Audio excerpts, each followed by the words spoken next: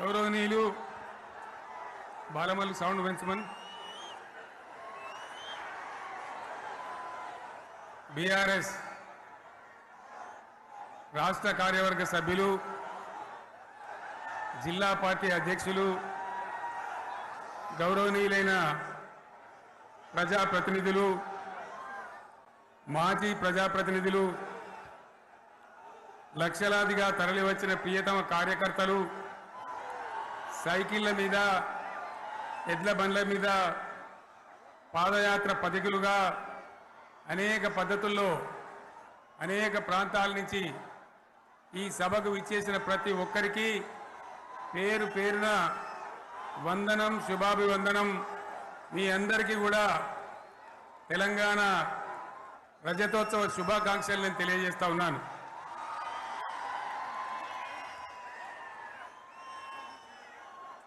జననీ జన్మభూమిశ్చ స్వర్గాదపి గరీయస్. ఇది శ్రీరామచంద్రుడు లంక మీద యుద్ధం చేసి రావణ సంహారం చేసి అయోధ్యకు తిరిగి రావాలి అనేటువంటి ఆలోచనలో ఉన్నప్పుడు రాముల వారి సోదరుడు లక్ష్మణుడు సహా ఆయన వెంట ఉన్న చాలామంది పెద్దలు లంక చాలా సువర్ణమయంగా ఉంది, అద్భుతంగా ఉంది, మనం ఇంకా అయోధ్యకు ఎందుకు ఇక్కడి నుంచే పరిపాలన చేద్దామని అంటారు. దానికి శ్రీరామచంద్రుల వారు ఒప్పుకోలేదు. ఆయన చెప్పిన మాట ఏంటంటే, కన్న తల్లిని జన్మభూమిని మించినటువంటి స్వర్గం ఏది కూడా ఉండదు, కాబట్టి మనం అయోధ్యకే తరలిపోవాలని చెప్పి మళ్ళీ అందరిని తీసుకొని అయోధ్యకు రావడం జరిగింది. అదే స్ఫూర్తితోని చాలా గందరగోళ స్థితిలో ఉన్నటువంటి, దిక్కు తోతని స్థితిలో ఉన్నటువంటి, ఆత్మహత్యలకు ఆలవాలమైనటువంటి, వలసలకు నిలయమైనటువంటి ఒక ఘోరమైన ఆపదలో వలసవాదుల విషకవిగిలిలో చిక్కి నలిగిపోతున్న తెలంగాణ రాష్ట్రాన్ని ఎట్టి పరిస్థితుల్లో విముక్తి చేయాలని, స్వరాష్ట్రం సాధించాలని, జననిని జన్మభూమిని మించిన వేరేది లేదని చెప్పి నేను ఒక్కడిగా బయలుదేరి ఆనాడు తెలంగాణ ఉద్యమానికి శ్రీకారం చుట్టడం జరిగింది. 25 ఏళ్ల క్రితం, దయచేసి మీరు గొడవ బంద్ చేయాలి ఏమనుకోవద్దు, సభలో చాలా మంది ఉన్నారు, లక్షల మంది ఉన్నారు, మీరు ఆపాలి ప్లీజ్. ఒకటే మాట బంద్ చేయాలి, గొడవ బంద్ చేయాలి, ప్లీజ్ స్టాప్. సో ఆ విధంగా 25 ఏళ్ల నాడు ఎగిరినటువంటి జెండా ఈ గులాబీ జెండా.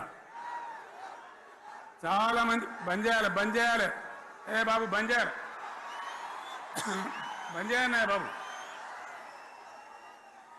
ఆ రకంగా ఎగిరిన జెండాను ఎందరో అవమానపరిచింది, ఎన్నో మాటలు అన్నారు, ఎగతాళి చేసిండ్రు, అవహేళన చేసిండ్రు, మకలో పుట్టింది ఉబ్బలో పోతుందని చెప్పిండ్రు.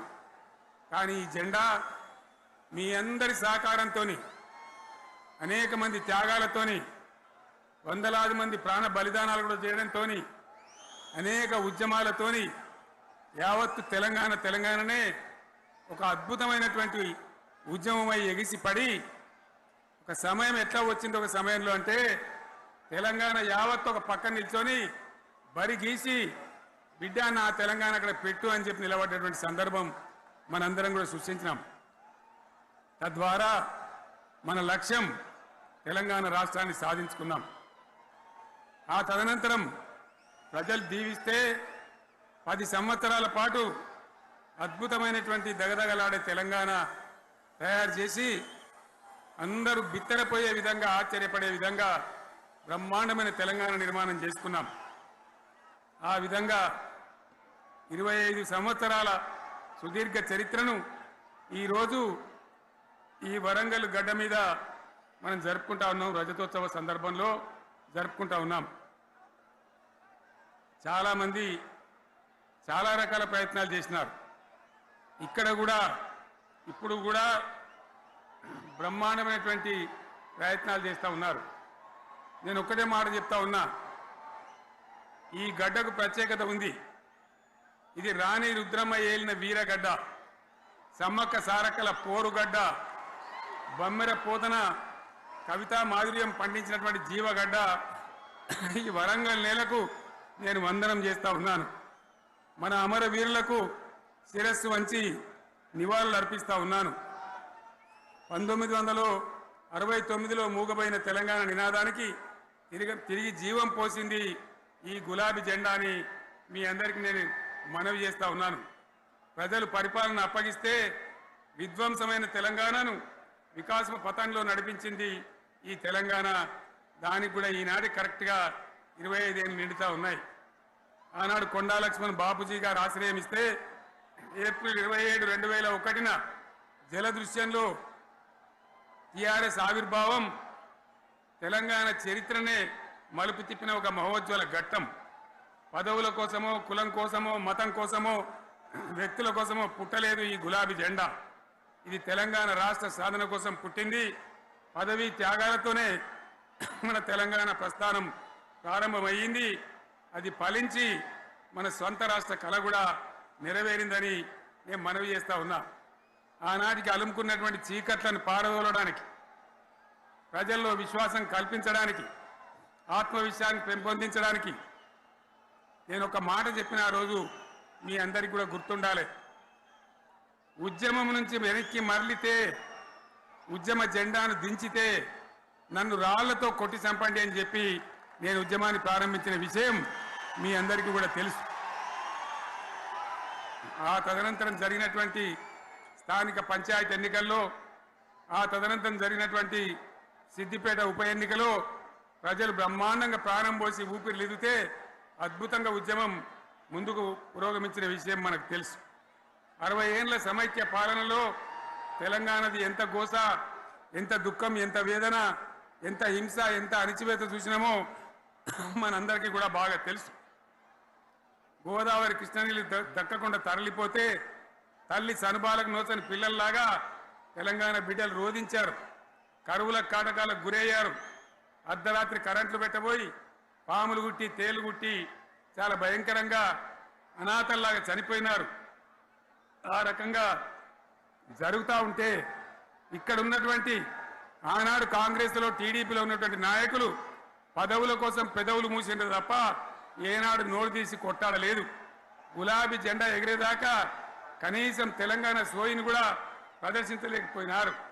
మీ అందరికీ తెలుసు, తెలంగాణ కోసం అవసరమైన ప్రతి సందర్భంలో పదవులు త్యాగం చేసిన వాళ్ళు బీఆర్ఎస్ బిడ్డలు అని చెప్పి నేను గర్వంగా మనవి చేస్తా ఉన్నా. కానీ పదవుల కోసం తెలంగాణను ఆగం చేసిన వాళ్ళు ఆనాడు ఉన్నటువంటి కాంగ్రెస్ నాయకులు అని చెప్పి కూడా నేను మనవి చేస్తా ఉన్నా.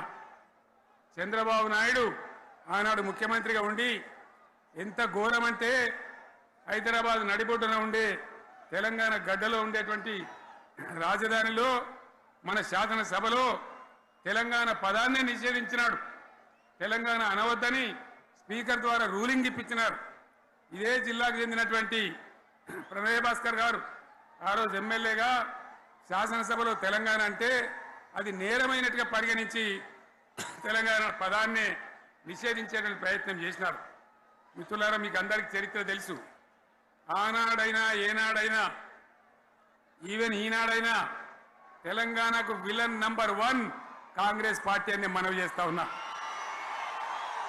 మనందరికీ కూడా తెలుసు ఆ విషయం.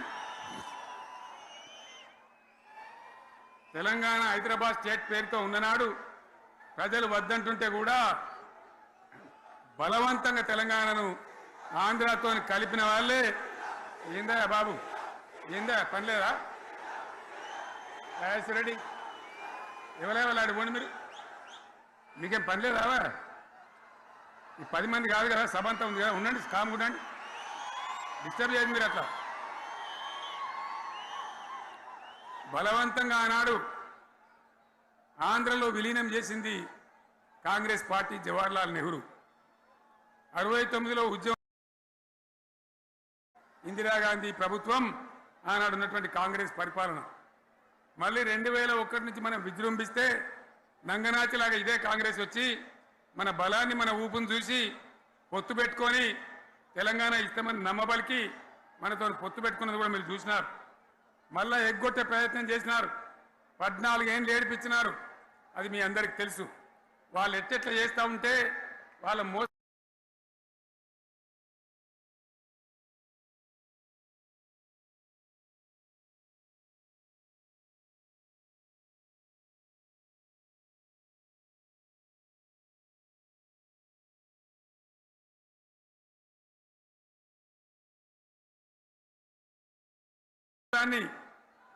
కప్పేయడానికి నేను ఇదే జయశంకర్ పార్లమెంట్లో ప్రతిపక్షాలని కాంగ్రెస్ గొంతు పట్టుకుంటే అప్పుడు దిగివచ్చి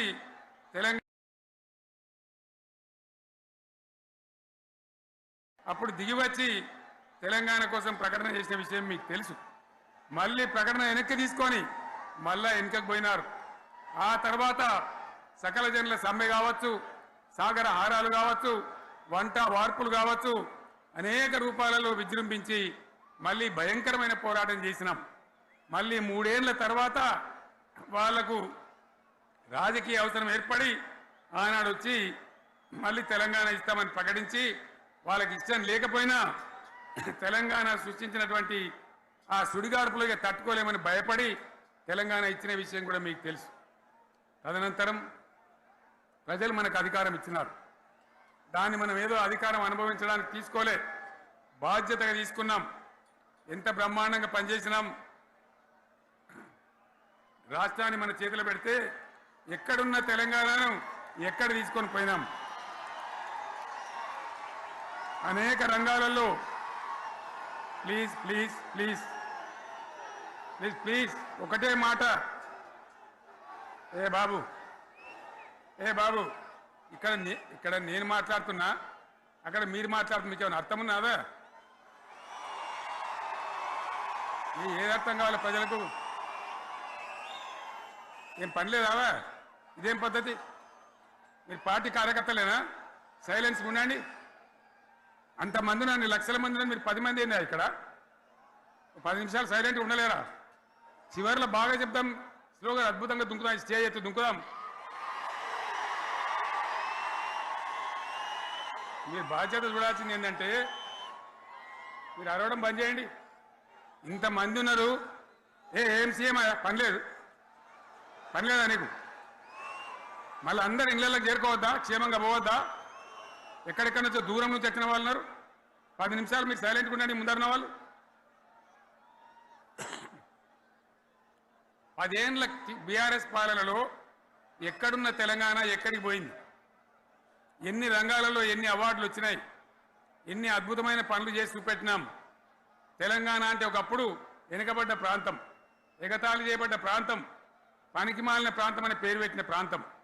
కానీ ఎన్ని రంగాలు, తలసరి ఆదాయాన్ని బ్రహ్మాండంగా పెంచినాం. 90,000 ఉన్న తలసరి ఆదాయాన్ని 3.5 లక్షల పైచీలకు పెంచుకున్నాం. జిఎస్డిపిని దేశంలో నంబర్ 1 స్థానానికి తీసుకెళ్ళినాం. తెలంగాణలో బ్రహ్మాండంగా పెండింగ్ ప్రాజెక్టులన్నీ కూడా కంప్లీట్ చేసుకున్నాం.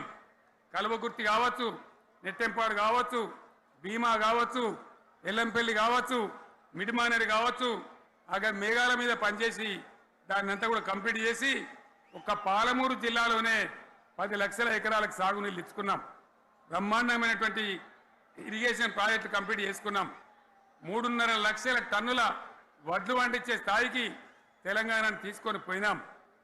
వరంగల్ గడ్డ కోసం, ఇదే జిల్లా కోసం పెండింగ్లో ఉన్న దేవాదుల ప్రాజెక్టును కంప్లీట్ చేసి ఈ గడ్డకు నీళ్లు తెచ్చుకున్నాం. 3 ఏళ్లలో కాళేశ్వరం ప్రాజెక్టు కట్టుకున్నాం. వాగుల మీద, వంకల మీద చెక్ డ్యాములు కట్టుకున్నాం. మిషన్ కాకతీయ పేరు మీద చెరువులన్నిటి పూడికలు తీసుకున్నాం. ఒక అద్భుతమైన తెలంగాణను తయారు చేసుకున్నాం. పడావు భూములన్నీ పంట పొలాలుగా మార్చుకున్నాం. ఆనాడు బీఆర్ఎస్ పాలనలో చెరువుల నిండా జలరాశులు, రైతుల కళ్ళాల నిండా ధాన్య రాశులతోని బ్రహ్మాండంగా తెలంగాణ అద్భుతంగా పురోగమించిన విషయం మీకు తెలుసు. పంజాబ్ను తలదన్నే పంటలు పండించిన విషయం కూడా మీ అందరికీ తెలుసు అని నేను మనవి చేస్తా ఉన్నా. రైతు కష్టమేందో నాకు తెలుసు.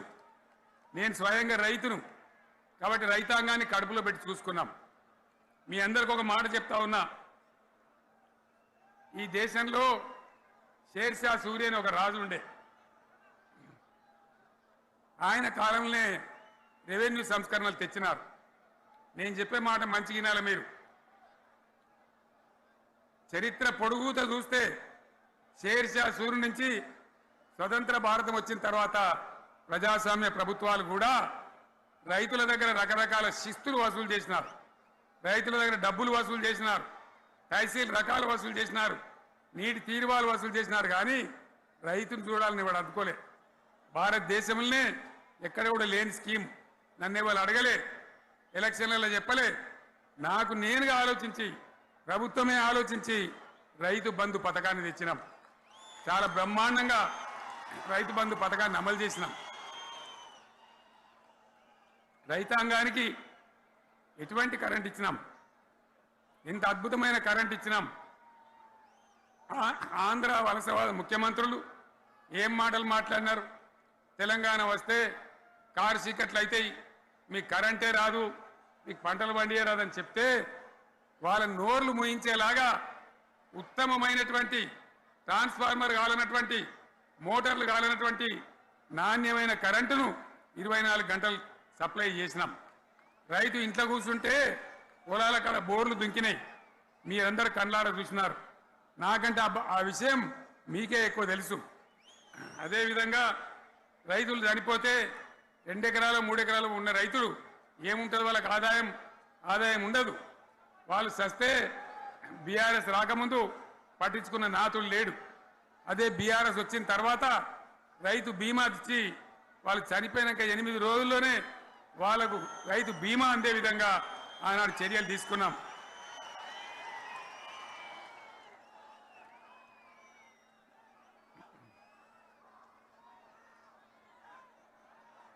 పైసలు ఎంత మంచిగా వచ్చేది, రైతు బంధు డబ్బులు ఏ విధంగా వచ్చేది. శనుకులు పడుతుంటే చకాచక వచ్చి బ్యాంకులలో డబ్బులు పడి రైతుల సెల్ ఫోన్లు మోగుతుండే.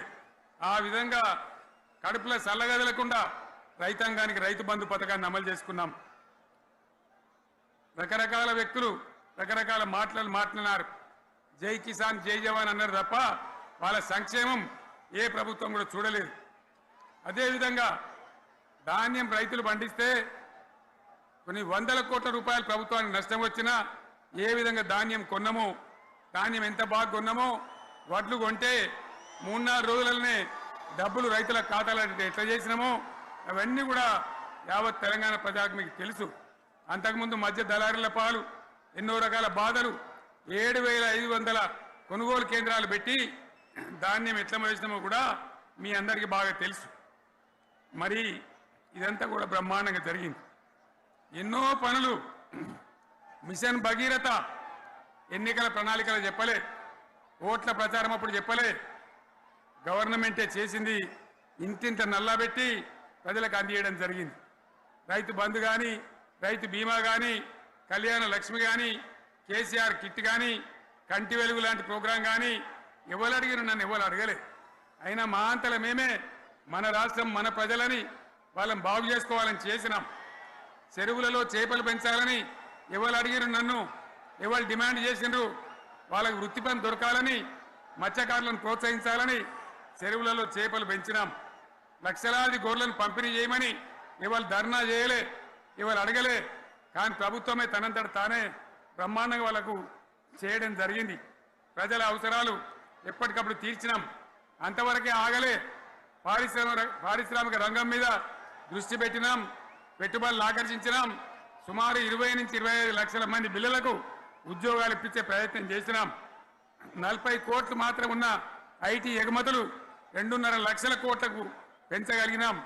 ఐటీ రంగంలో 7 లక్షల మందికి ఉద్యోగాలు కొత్తగా వచ్చినాయి. 1000కి పైగా గురుకులాలు పెట్టినాం. పేద ఇళ్ళ విద్యార్థులకు ఉత్తమమైనటువంటి చదువును అందించినాం. తెలంగాణలో 3 మెడికల్ కాలేజీలు ఉంటే దాన్ని 33 మెడికల్ కాలేజీలు తీసుకొని పోయినాం. ఈ విధంగా అది ఒకటి మాత్రమే కాదు, బీఆర్ఎస్ టైంలో మత కల్లోలం లేదు, కర్ఫ్యూ లేదు, కల్లోలం లేదు, శాంతి భద్రతలన్నీ కూడా బ్రహ్మాండంగా కాపాడు. నేను చెప్పే స్టోరీలు కాదు, ఇవన్నీ పార్లమెంట్ వేదికగా కేంద్ర ప్రభుత్వం అనేక సందర్భాల్లో వెల్లడించినటువంటి విషయాలు. Reserve bank of India, comptroller general of India వాళ్ళు వెల్లడించినటువంటి అధికారమైనటువంటి లెక్కలని చెప్పి కూడా నేను మీకు మనవి చేస్తా ఉన్నా. ఇవన్నీ జరిగినాయి. ఇప్పుడు నేను చెప్పిందంతా కూడా మీ కళ్ళ ముందరనే జరిగింది. మరి కాంగ్రెస్ వచ్చి ఏడాది అర్థమా? మరి ఏం మాయ రోగం వచ్చే, ఏం బీమారు వచ్చే, ఏమేమి చెప్పిరి, ఎన్నెన్ని చెప్పిరి, మీకు కావాల్సింది ఇదే కదా. చెప్తా ఇక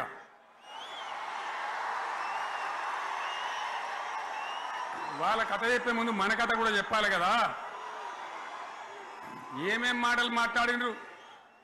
అరే మళ్ళీ సీఎం పెట్టిరా భయ్, ఏడికెళ్ళి మోపోయినరా మీరు? బుద్ధి లేదా? ఆగు. ఏమైనా లుబాబీ ఆగు. వద్దంటే మళ్ళీ ఏందండి? ఇవాళ రాజశేఖర వాళ్ళు వాడు మనోడేనా?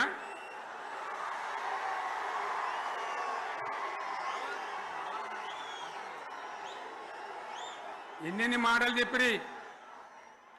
వరుస బట్టి గోల్మాల్ దింపుట్ల కాంగ్రెస్ను మించిన వాళ్ళు లేడు. అబద్ధాలు చెప్పుట్ల కాంగ్రెస్ను మించిన వాళ్ళు లేడు. ఎన్ని చెప్పిరి. ఇక్కడ ఉన్నోళ్ళు జాలరని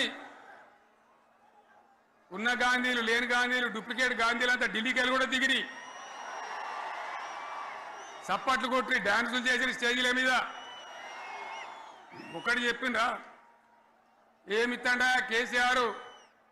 రైతు బంధు 10,000 ఇస్తాడు, మేము 15 ఇస్తాం. చెప్పిండ్రా? చెప్పిండ్రా లేదా? చెప్పిండ్రా? ఇచ్చుడు కాదు, చెప్పిండ్రా? 10,000కు 15,000 ఇస్తామని అన్నారా? కేసీఆర్ పెన్షన్లు 2,000 ఇస్తాడు, మేము 4,000 ఇస్తాం. చెప్పిండ్రా? ఇంకేం చెప్పిండ్రు? కేసీఆర్ ఇంట్లో ఇద్దరుంటే ఒక్కరికే ఇస్తాడు, మేము ముసలోనికి 2కి ఇస్తాం. చెప్పిండ్రా? చెప్పిండ్రా లేదా? అన్న మీరు మధ్యన్న వాళ్ళు చెప్తలేరు. చెప్పిండ్రా?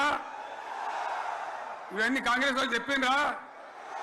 చెప్పిండ్రు అన్న వాళ్ళు ఒకసారి చేయలేవట్టారు దయచేసి.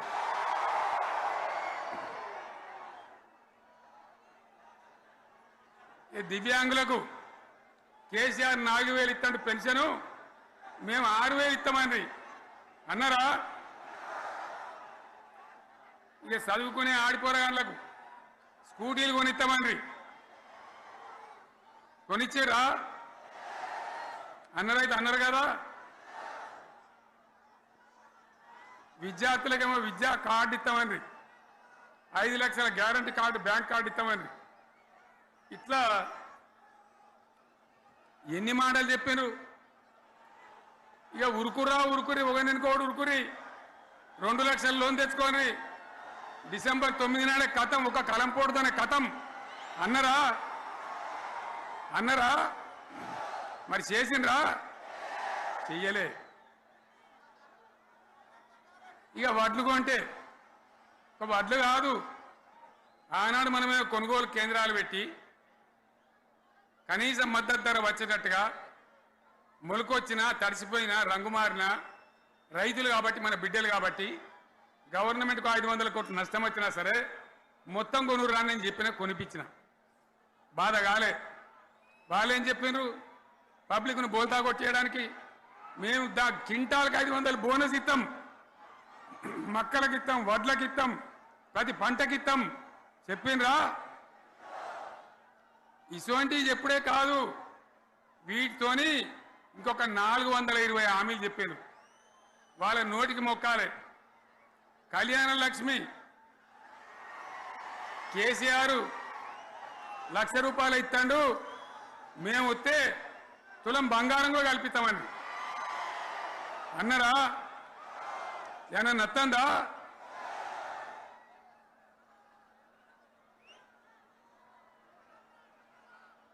ఇక హామీలు ఇచ్చుడు కాదు, పెద్ద పెద్ద బుక్కులు వంచి ఊరూరికి వంచారు. సిగ్గులేక ఊళ్ళ పంట తిరిగి బాండ్ పేపర్లు రాసిచ్చారు. బాండ్ పేపర్లు ఇంటింటికి తిరిగిండ్రు. చెప్పిండ్రా? చాలా మంది అడిగినారు, మరి మీరు అడ్డగోలు చెప్తున్నారు, అడ్డం పొడుగు చెప్తున్నారు, ఎటువంటి అంటే చెప్తున్నారు, యాడికెళ్ళి ఇస్తారా భయ అని అడిగాను, పేపర్ వాళ్ళు అడిగాను. ఇప్పుడు ఆర్థిక మంత్రి ఉన్నాయన టీవీలలో చెప్పిన ఆయన, ఇస్తాం చేసి చూపిస్తాం, మాది పేద పార్టీ, 120 ఏళ్ళ అనుభవం ఉన్న పార్టీ, మమ్మల్ని మించిన సిపాయిలు లేరు అని ఒకటి జబ్బలు తెరిచే, ఒకటి మెడలు తెరిచే డైలాగులు కొట్టి మేము ఇచ్చేస్తామన్నారు. ఇచ్చిండ్రా? ఇయ్యలే. రుణమాఫీ చేయలే. మధ్యలో పార్లమెంట్ ఎలక్షన్ వచ్చినాయి. అప్పుడు నాకు కాలు ఇరిగింది, మెంటుకుంటున్నాం, మళ్ళీ నేను బయలుదేరిన. ఆ దెబ్బకి ఏం చేసిండ్రు, తెలంగాణలో ఎన్ని దేవుళ్ళు ఉన్నాయో అన్ని దేవుళ్ళ మీద ఒట్లు పెట్టుకున్నారు. పెట్టిండ్రా? బహిరంగ సభలలో ఆడిడ కూడా కాదు. ఇన్ని మాటలు చెప్పి ప్రజల్ని ఏమార్చింది. ఒక ఉచిత బస్ అని పెడితే అది జుట్లు పట్టుకొని కొట్టుకుంటానికి మనకత్తాను తప్ప ఏమనికి ఉపయోగపడ్డది లేదు. ఆ మహిళలు అంటారు, మాకు ఎందుక ఉచిత బస్, దరిద్రం, మాకు అవసరమే లేదు అంటారు. అటువంటి ఒక్క పథకం పెట్టి ఇక ఇప్పుడు మళ్ళీ పెద్ద నోరు పెట్టుకొని వాళ్ళే మాట్లాడతారు. అంటే అంటే మాట్లాడతారు, అబద్ధాలు చెప్తారు. మాట్లాడితే బీఆర్ఎస్ వాళ్ళ మీద నింద, మాట్లాడితే కేసీఆర్ మీద నింద. ఇది ఒక అలవాటు చేసుకొని ఎవరికి నోరుంటే వాంతే లెక్క అనే పద్ధతిలో అడ్డమైన మాటలు మాట్లాడుతూ చాలా ఘోరంగా మోసం చేస్తూ ఉన్నారు. ఎట్లున్నదంటే కాంగ్రెస్ వాళ్ళు చెప్పింది, చాలా సిపాయిలు, మా అంత సిపాయి లేడంటే జనం నమ్మితిమి, ఆశపడ్డాం కదా, నమ్మి బోల్తా పడ్డాం కదా, గల్లంత అయినాం కదా. ఒక ఊళ్ళే మొలక నాట్లేసే టైం వస్తే అలుకుడు చేస్తాను, వడ్డలుతాను, మొలకకు అలుకుడు చేస్తాం కదా, తుకాలు పోయేమా, పెద్ద మొగోడని ఒకరిని పిలిచిరట. మొగోడని మొలకలుస్తానికి పిలిస్తే ఎలక పిల్లని చూసి ఎల్లంకర పడ్డాడు. ఇక మా అంత సిపాయి లేరు, మేము తెచ్చే ఇస్తాం, 6 సందమామలు పెడతాం, 7 సూర్యులు పెడతాం అని నమ్మబలికి ప్రజలను దగా చేసి మంచిగున్న తెలంగాణ నాగం పట్టించి ఓట్లు వేయించుకొని ప్రజలను మోసం చేసిండ్రు, దగా చేసిండ్రు. ఈ మాట నిజం, మీ అందరికి తెలుసు. ఇవాళ ఏం మాట్లాడతారు, మమ్మల్ని ఎవరు నమ్ముతలేడు, మాకు అప్పు ఉడతలేదు, యాడికెళ్ళి తెచ్చియాలి అని ఇప్పుడు మాట్లాడుతున్నాం. అప్పుడేమో మాకు అపారమైన అనుభవం ఉంది, మేము చేస్తామన్నారు. ఒక్క మాట చెప్తున్నాం మిత్రులారా, ఇక్కడ నోళ్ళం మనమే కాదు, నా ప్రసంగం టీవీలలో వినేటువంటి కోటాను కోట్ల మందికి కూడా నేను మనవి చేస్తా ఉన్నా. ఇంత మోసం ఉంటుందా, ఇంత దగా ఉంటుందా? ఓట్లయితారా అని అవతల పడదామని ముచ్చట్నా? ఎంతవరకు ఇది కరెక్టు? తెలంగాణ ఎంత మంచిగా పోయేది, ఇప్పుడు బొందలు పడగొట్టినరా? ఎంత ఘోరమైనటువంటి ఫలితం మనం చూస్తున్నాం. ఇవాళ ఏం జరుగుతూ ఉంది? మళ్ళీ అన్ని మోపైనాయి. ఇక దుకాణం పెడతామన్నారు, లొల్లు పెట్టిండ్రు, బొబ్బ పెట్టిండ్రు. ఇక ఓట్లయినాక ఎత్తాడు, తవ్వడు, మోయాడు. బాయి పడతాం జోరుగా చెప్తే 6 నెలల ఏమయ్యారంటే ఇక ఆయనతో రేపు అవుతుంది, ఎల్లుండి అవుతుంది, సంక్రాంతికి అవుతుంది, దీపావళికి అవుతుంది, మార్చి 31కి అవుతుంది. మార్చి 31 లేదు, మన్ను లేదు, ఏది కూడా చేసింది లేదు. మొత్తం ఆర్థిక పరిస్థితిని దెబ్బతీసింది. తెలివి తక్కువ పనితోని, అవివేకం వల్ల, అజ్ఞానం వల్ల పరిపాలన చెయ్యరాక సర్వనాశనం చేసింది. రాష్ట్ర ఆర్థిక పరిస్థితి ఎంత మంచిగుండే, ఎంత బాగా పోతా ఉండే. మేము కష్టపడి కడుపు కట్టుకొని, నోరు కట్టుకొని సంవత్సరానికి 10 నుంచి 15 వేల కోట్ల ఆదాయం పెంచినాం. అనేక రివ్యూ మీటింగులు చేసినాం. ఎంత బాగా తీసుకొని పోయినాం, తెలంగాణను ఎట్లా తయారు చేసినాం, ఆ విధంగా తీసుకొని పోయినాం. ఇవాళ ఒక్క మాట మీరు అందరూ ఆలోచన చేయాలి. ఇక్కడ ఉన్న వాళ్ళు కానీ నా మనసు బాధ అవుతుంది, నా మనసు కాలుతుంది, ఇబ్బంది అవుతుంది. నా కళ్ళ ముందటనే తెలంగాణ ఇట్లా కావడం నాకు దుఃఖం కలిగిస్తూ ఉంది. నేను ఆవేదనతో చెప్తున్నా ఈ మాట. ఒక్క మాట మీరు అందరూ ఆలోచన చేయండి. తెలంగాణలో భూముల ధరలు ఎట్లుండే? కేసీఆర్ ముఖ్యమంత్రి ఉన్నప్పుడు, బీఆర్ఎస్ రాజ్యం చేసినప్పుడు భూముల ధరలు ఎట్లుండే? ఆనాడు కొనేటోళ్ళు ఎక్కువ ఉండిరి, అమ్మేటోళ్ళు తక్కువ ఉండిరి. ఇవాళ ఆపదకి అమ్ముకుందామంటే భూములు కొనేటోడు ఉన్నాడా? అడుగుతున్నా, భూముల ధరలు ఎక్కడికి పోయినాయి? నేను 5 కోట్ల మనిషిని నేను కోటీశ్వరుని ధైర్యంలో రైతులు ఉండరు. ఇవాళ అడిగేటోడు ఉన్నాడా? ఉన్నదా? ఒక్కటే ఏడాదిలో గింత గల్లంత అవుతుందా? కేసీఆర్ పక్కకు పోగానే ఇంత ఆగమవుతుందా? ఇంకో మాట నేను అడుగుతా ఉన్నా, కరెంటును 35 ఏళ్ళు బాధపడ్డాం. నా బావి కాడ కూడా మోటార్లు కాలిని. బీఆర్ఎస్ వచ్చినాక నేను ముఖ్యమంత్రి అయినాక ఒక్కటే ఏడాది బావులా దాన్ని చక్కగా చేసి 24 గంటల కరెంటు ఇయ్యలే, నడవలే. రెప్పపాటు కూడా కరెంటు పోకుండా 24 గంటల కరెంటు తేలేదా? మరి మా అంత సిపాయిలు లేరంటే కేసీఆర్ మంచిగా ఇచ్చిన కరెంటు మీకెందుకు ఇయ్యే శాతం అయితే లేదు అని చెప్పి నేను అడుగుతా ఉన్నా. తెలంగాణ ప్రజల పక్షాన్ని అడుగుతా ఉన్నా. ఎందుకు ఇలా ప్రజల గోస ఉంచుకుంటా ఉన్నారు? మళ్ళా మోటార్లు కాలుతున్నాయి, ట్రాన్స్ఫార్మర్లు కాలుతున్నాయి, లంచాలు పెరుగుతున్నాయి. అది శాతం అయితే లేదా? మళ్ళీ ఇలా తెలంగాణ పోవన్నా మోటార్ పెట్టడానికి? ఏం దౌర్భాగ్యం ఇది! ఎటువంటి శని నెత్తి మీద పెట్టుకున్నాం మనం. మీరందరూ ఆలోచన చేయాలి. భూముల ధరలు ఎటుపోయినాయి, కరెంట్ ఎక్కడ ఎవడెత్తుకపోయా?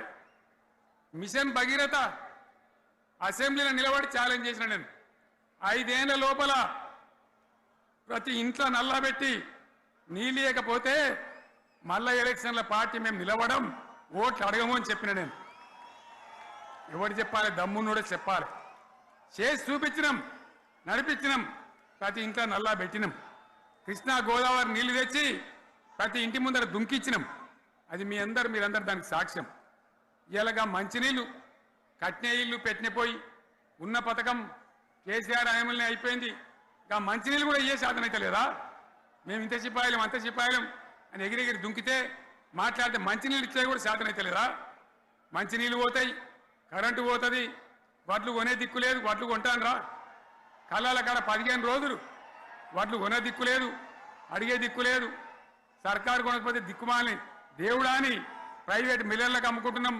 మళ్ళీ అక్కడ దళారీలు, అక్కడ దోపిడీ, మళ్ళీ రైతాంగం దోపిడీకి గురవుతున్నది. మళ్ళీ 2014 కంటే ముందటి పరిస్థితులు వస్తూ ఉన్నాయి. ఆ విధంగా ఎందుకు జరుగుతూ ఉంది? ఇది ఎవరి అసమర్థత? కాంగ్రెస్ ప్రభుత్వం యొక్క అసమర్థత కాదా? ఈ కాంగ్రెస్ కాటేయడం కాదా? నేను ఒక్కటే మాట మిమ్మల్ని కోరుతా ఉన్నా, ప్రజలకు నేను అడుగుతా ఉన్నా. పేదలు గుడిసెలు వేసుకుంటారు, ప్రభుత్వ జాగాలలో పాపం తెలిసి తెలియక కొన్ని వేసుకుంటారు. బీఆర్ఎస్ గవర్నమెంట్లో హైదరాబాద్తో సహా వరంగల్తో సహా అనేక పట్టణాలలో అనేక ప్రాంతాలలో రాష్ట్ర వ్యాప్తంగా లక్షలాది మందికి మేము పట్టాలు ఇచ్చినాం. బుల్డోజర్లు పెట్టి జేసీబీలు పెట్టి మేము చెరువులలో పూడికెళ్ళి తీస్తే వీళ్ళేమో హైడ్రా అని మన బొందా అని పెట్టి పేదల ఇండ్లు కూడా కొడతా ఉన్నారు. ఆనాడు చెరువు పూడికెళ్ళి తీసిన బుల్డోజర్లు ఇలా పేదల ఇండ్లు కూడా కొడతా ఉన్నాయి. ఇవన్నీ మనం చూస్తూ ఉన్నాం. చూసి మౌనంగా ఉందామా, కొట్లాడదామా, ఏం చేద్దాం అనేది మనం ఆలోచించే సమయం వచ్చింది. దేశాన్ని నంబర్ 1 స్థాయిలో నిలబెడితే ఇవాళ 14వ స్థాయికి 15వ స్థాయికి తీసుకొని పోయినారు. నా కళ్ళ ముందన్న గిట్ల జరుగుతుంది, ఇంత మాయల్యమే అవుతుంది, ఇంత మోసం చేస్తారని నేను కూడా అనుకోలే. ఇలా చాలా బాధ కలుగుతూ ఉంది, చాలా దుఃఖం కలుగుతూ ఉంది. ఇంకా ముందరికి పోవాల్సిన తెలంగాణ ఇలా వెనుకకి అయిపోతున్నా ఉన్నది. మళ్ళా ఎవరు దీనికి కారణం? ఈ దుర్మార్గులు కాదా? నిలబెట్టి ఖచ్చితంగా అడగాల్సిన అవసరం ప్రజలకు లేదా? అడగాలి. ఎందుకోసం? టైం ఇవ్వాలని మేము కూడా టైం ఇచ్చినాం. ఏమంటారు? మీకేసినట్టు మాకేసినరా ఓట్లు, మాకు ఏడాదైనా టైం ఇయ్యరా, ఏడాది అర్థమైన టైం ఇయ్యరా, మీకు కన్నేరురా అని అంటారు. కాబట్టి నేను నోరు తెరవలే, బయటికి రాలే. కృష్ణా జలాల మీద గడబడి జరిగితే ఒక్కసారి అక్కడ నాయకులు తీరకపోతే నల్లగొండలో పోయి ఒక గర్జన చేసి వచ్చినా కానీ నేను ఎక్కడ బయటికి రాలే, మాట్లాడలే. కానీ ఏడాది అర్థం అయిపోయింది, ఇంకేం పాడైంది? పువ్వు పుట్టంగానే పరిమళిస్తుంది అన్నట్టు ప్రభుత్వం కథ తెలియదా? ఇంకేమున్నా వీళ్ళకి టైం ఎక్కడిది? వీళ్ళు ఏం చేస్తారు? చివరి 6 నెలలు అయితే ఎలక్షన్ అయినాయి. వీనికి ఉన్న టైమే 2.5 ఏళ్ళు. ఈ 2.5 ఏళ్లలో వీళ్ళు చేస్తారు, మనం బతికి ముందర పడతామా? అందుకోసం ప్రజానీకం, మేధావులు, తెలంగాణ ప్రజలు దయచేసి అందరూ ఆలోచన చేయాలి. ప్రతి వాళ్ళు కూడా ఆలోచన చేసి దీనికి పరిష్కారం ఏందో కనుక్కోవాలి. మేధావితో పనిచేయాలి, ఆవేశంతో కాదు. ఆవేశంతో మనం నినాదాలు ఇస్తే కాదు, ముళ్ళును ముళ్ళుతోనే తీయాల. యాడ ఓడగొడుతున్నామో గాన్నే వెతకాలి, ఎక్కడ జారిపోయిందో ఆన్ని మళ్ళీ దొరకబట్టాలి. ఆ నైపుణ్యం ఆ స్థాయి ఇలా రావాలి. మళ్ళీ ఇప్పుడు ఏం చేస్తారు?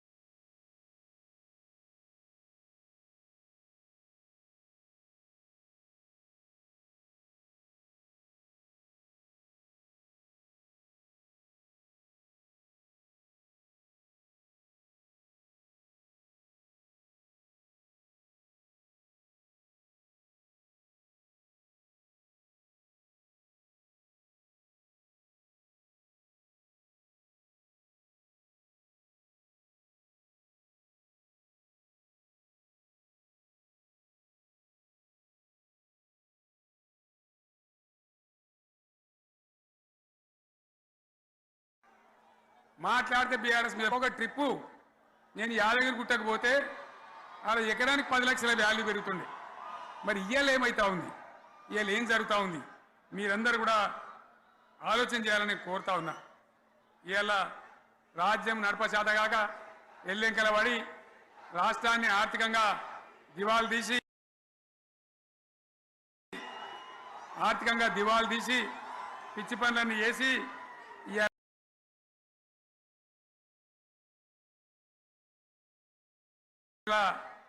అడ్డం పొడుగు మాట్లాడుతూ ఉన్నారు. అన్ని రంగాలలో ఫెయిల్ అయిపోయింది. ఏ ఒక్క ఈ హుస్నాబాద్ ఇప్పుడు నేను రాగా చూసుకుంటూ వచ్చిన ఆనాడు కష్టపడి ఈ హరీష్ రావు ఇరిగేషన్ మంత్రిగా ఉన్నప్పుడు ఇక్కడ గౌరెల్లి ప్రాజెక్టు కట్టినాం. 90% పూర్తయింది. గౌరెల్లి ఇరిగేషన్ ప్రాజెక్టు ప్రజలకు సంజాయించి భూములు తీసుకొని ఆనాడు తిరిగి 90% పూర్తి చేసినాం. ఏడాది అర్థమైతే తట్టడి మన్ను తీస్తాను రా. పాలమూరు పథకం 80% కంప్లీట్ అయింది. ఎందుకు దాన్ని పెండింగ్లో పెడుతున్నారు? ఎందుకు దాన్ని పూర్తి చేస్తలేరు? ఈ విధంగా చిన్న మాట, చాలా చిన్న మాట.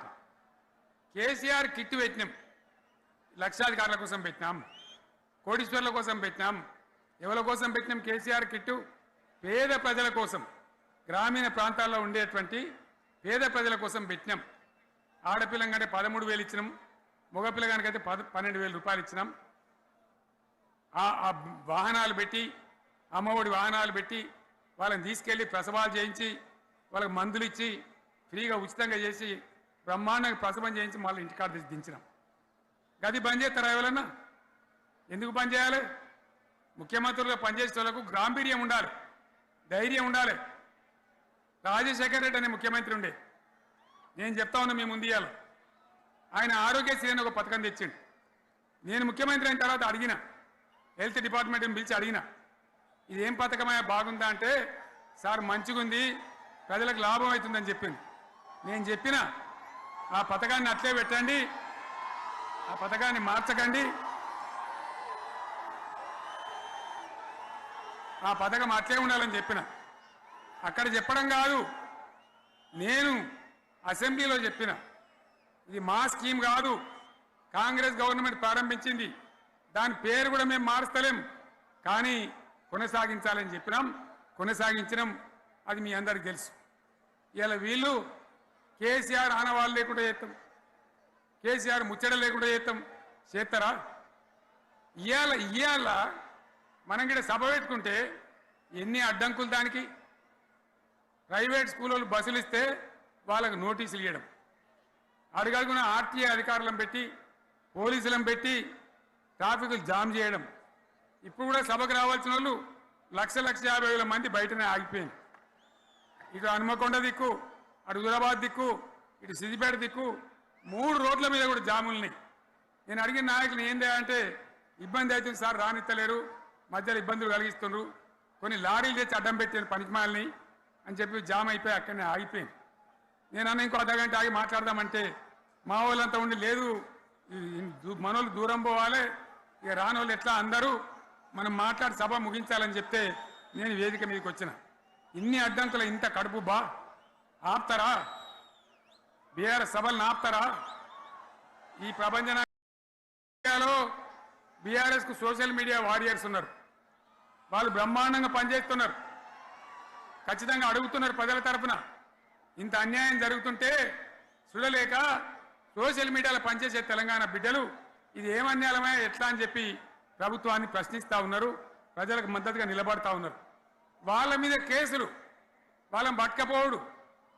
పోలీస్ సోదరులను నేను అడుగుతా ఉన్నా, మీరెందుకు దునుకులాడుతుండ్రే? మీకేమక్కడ వచ్చింది? మీకు ఒక్కటి చెప్తున్నా నేను, గ్యారంటీగా పోలీసు మిత్రులారా, ఇవాళ పోయి రాత్రి మీ డైరీలలో రాసుకోండి. మీ డైరీలలో రాసి పెట్టుకోండి. 100కు 100% ఇలా తెలంగాణ చెలరేగిన పరిస్థితికి మళ్ళా వచ్చేది బీఆర్ఎస్ గవర్నమెంటే. అది ఎవరు కూడా ఆపలేడు. అది ఎవరి తరం కాదు, ఎవరి వశం కాదు. మీకు తెలియదా? మీరు పోలీసు ఉద్యోగాలు చేస్తున్నారు, మీరు చదువుకోలేదా? మీకు కూడా విజ్ఞానం ఉంది కదా? వీళ్ళు దొంగ వాగ్దానాలు చేయలేదా? ప్రజలను మోసం చేయలేదా? ప్రజాస్వామ్యంలో ప్రజలకు అడిగే హక్కు లేదా? మీరెందుకు కేసులు పెడుతున్నారు? నాకు అర్థం కాదు. మీరెందుకు దునుకులాడుతున్నారు?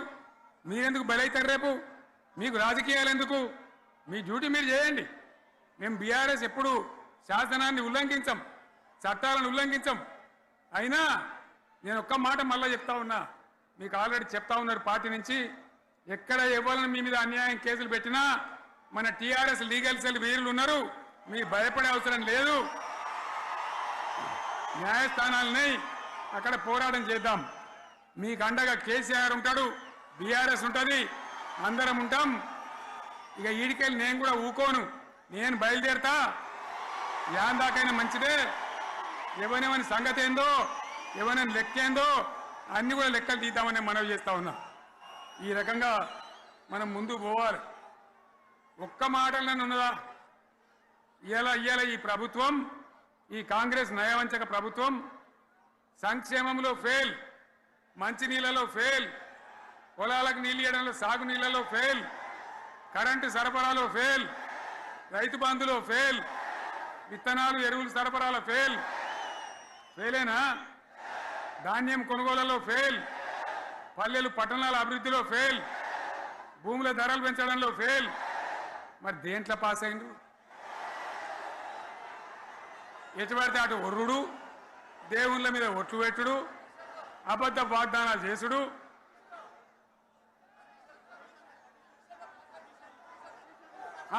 కమిషన్ అట 20-30% కమిషన్లు తీసుకున్నాడు, సంచులు నింపుడు, సంచులు మోసుడు. అంతేనా? కరెక్టేనా ఈ మాట? అన్నా కరెక్టేనా? నేను చెప్పి అన్ని ఫెయిల్ అయిందా ఈ ప్రభుత్వం? నిజమైతే ఒకసారి చేతులు లేవటరు దయచేసి. స్టేజ్ మీద లేవటరా? ఫెయిల్ అయినా? ఈ మాట 20% 30% కమిషన్లని నేను అంటలేను. ఎవరన్నారు? స్వయంగా ఆర్థిక మంత్రి ఛాంబర్కు పోయి 200 మంది కాంట్రాక్టర్లు వాళ్ళు లొల్లిపెట్టి మమ్మల్ని 20-30% కమిషన్ అడుగుతుండ్రు, ఇది ఏమన్యాయం అని చెప్పి సెక్రటేరియట్లో చెప్పిన మాట నేను చెప్తా ఉన్నా. ఈ విధంగా మాజీ సర్పంచులు పాపం వాళ్ళు పనిచేసిన మా బిల్లులు ఇవ్వమనంటే వాళ్ళ గోస ఉచ్చుకుంటా ఉన్నారు. వాళ్ళేం పాపం చేసిండ్రు? ఈ విధంగా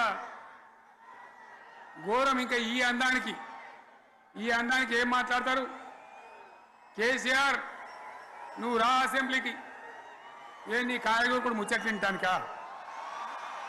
పిల్లలు అడిగితేనే మీరు జవాబు చెప్తలేరు. ఉన్నది ఉన్నట్టు నిలబెడితే ఆ ఆర్థిక మంత్రి అసెంబ్లీలో లేచి 20% కమిషన్ తీసుకుంటాను కేటీఆర్ మాట్లాడితే ఆయన లేచి భుజాలు తడుముకుంటాడు. నీకెందుకయ్యా బాధ? నువ్వు తీసుకుంటేనే నీకు బాధ ఉండాలి కదా. లేచి పేదలు ఉల్లి పెడతా ఉన్నాడు ఆయన అసెంబ్లీలో. ఈ విధంగా చాలా గందరగోళంగా, అవివేకంతో, అజ్ఞానంతో చాలా ఘోరం చేసి అడ్డమైన మాటలని చెప్పింది.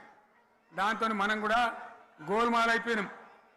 తీర్థం పోదాం తిమ్మక్క అంటే వాడు గుల్లే మనం సల్లే ఆ గతికి తెచ్చింది ఇలా ప్రజల గతి. మరి మనం కూడా ప్రజలు కూడా ఆలోచన చేయాలి. ఆవేశం కాదు.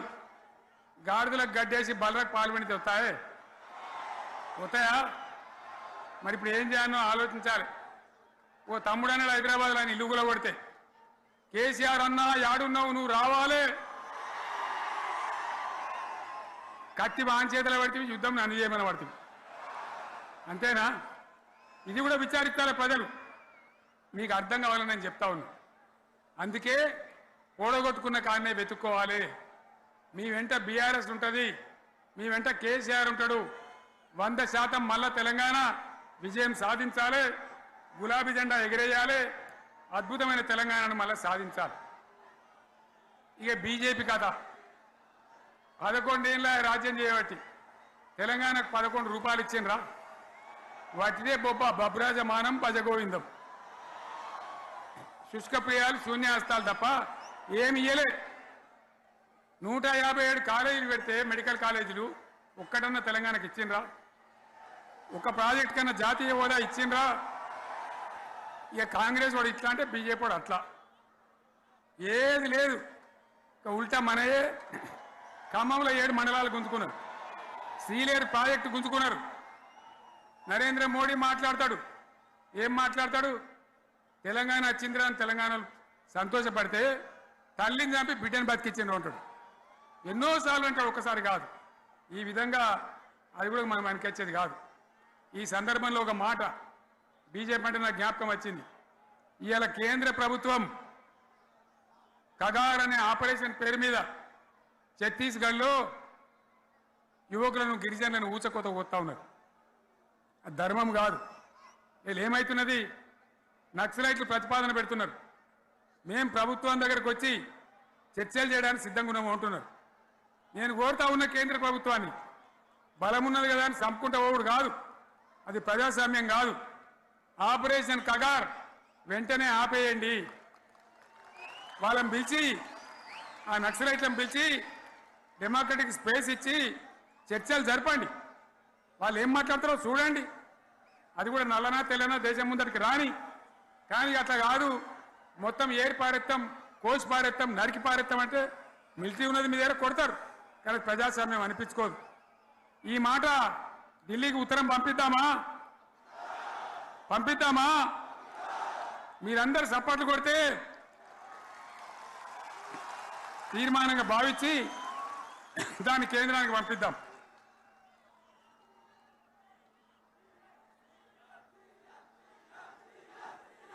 ఇక్కడ 30 ఈ సందర్భంలో ఈ రజతోత్సవ వేళ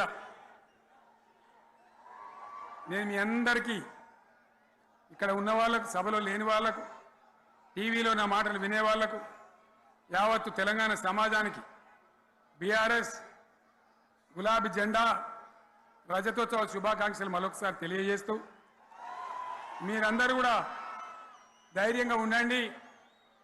మళ్ళీ బీఆర్ఎస్ తెచ్చుకుందాం, బ్రహ్మాండమైన పరిపాలన అందించుకుందాం. వీళ్ళు జరగొచ్చేటివన్నీ మళ్ళీ మంచిగా చేసుకుందాం, బ్రహ్మాండంగా ముందుకు పోదాం, పురోగమించుదాం. ఒక అద్భుతమైన తెలంగాణ, ప్రతి వ్యక్తి ముఖంలో చిరునవ్వులు చిందించే తెలంగాణ తయారు చేసుకుందామని చెప్పి మీ అందరికీ మనవి చేస్తూ, ఇంత పెద్ద ఎత్తున ఈ సభకు గవర్నమెంట్ వచ్చిన ఏడాది నరలోనే మీరు కదిలి వచ్చిందంటే మీరు కూడా ఒక నిర్ణయానికి వచ్చినట్టు కనబడుతూనే ఉంది. ఓట్లు ఎప్పుడు వస్తాయని చూస్తాను. నేను ఇంకో మాట చెప్పాలి, ముఖ్యమైన మాట ఏంటంటే, వీళ్ళు అక్కడిక్కడ ఎందుకైనా మీరు లేచొచ్చిండ్రు ఫోటోల కోసం.